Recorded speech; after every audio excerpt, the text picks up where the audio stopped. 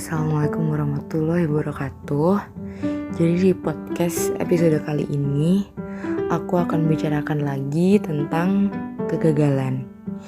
Sebenarnya pembahasan kegagalan itu pernah aku bahas juga di podcast sebelum ini di Steamsty juga, yang podcast judulnya Tidak Sekarang Bukan Berarti Tidak Sama Sekali. Jadi kalau kalian pendengar belum dengerin episode itu, boleh cus dulu. Nah, di podcast sekarang aku mau ngomongin lagi tentang kegagalan, tapi dengan sisi yang berbeda, dengan sudut pandang yang berbeda. Jadi kalau podcast kegagalan yang kemarin itu kan tentang gimana cara bangkit dari kegagalan. Cuman kalau yang ini lebih ke makna kegagalan yang berbeda gitu. Jadi aku dapat inspirasi ini dari aku baca bukunya Maudy Ayunda yang Dear Tomorrow. Jadi dia bilang kalau misal tidak meraih sesuatu yang kamu mau itu pasti rasanya seperti kegagalan gitu. Tapi sebenarnya penyesalan karena kamu gak nyoba sama sekali itu gak akan pernah hilang. Jadi akan membekas terus gitu loh, kayak nyeselnya tuh membekas.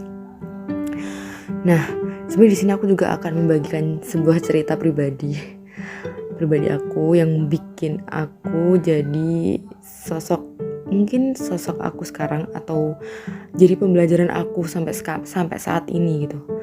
Yaitu dulu waktu aku sekolah, waktu SMP itu ada kayak guru nanya soal gitu, dan siapa yang bisa jawab bakal dapat hadiah gitu. Dan jujur pada saat itu aku sebenarnya tahu jawabannya, tapi aku agak ragu itu benar atau enggak gitu. Sedangkan teman-teman aku yang lain tuh gak ada yang jawab sama sekali. Alhasil aku pertamanya memberanikan diri jawab gitu kan. Terus kayak guru aku tuh memastikan gitu loh, dia kayak bener-bener yang nanya terus biar aku tuh yakin dan berani gitu. Cuma pas itu karena entah kenapa ya, aku tuh karena gak ada keberanian dan kayak ragu-ragu, aku kayak mikirnya nanti kalau salah gimana, nanti kalau ini gimana, kayak kebanyakan mikir.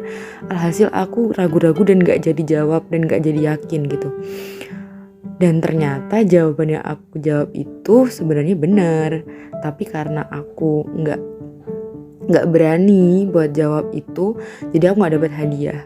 Sejujurnya itu satu peristiwa yang remeh ya, mungkin gak besar, tapi menurut aku itu dampaknya bener-bener yang kayak sampai aku tuh bener-bener yang overthinking gitu loh, kayak kenapa sih aku kayak gitu aja gak berani gitu, padahal salah juga gak masalah gitu. Apa sih paling salah diketawain atau paling digodain atau diajakin gitu, tapi ya udah kan gitu.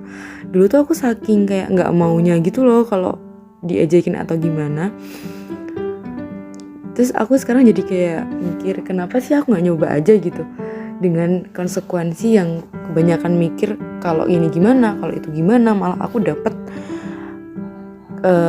dapat kesempatan buat nyobain gitu, dan gak dapat hadiah pula gitu, padahal itu jelas-jelas benar gitu kan.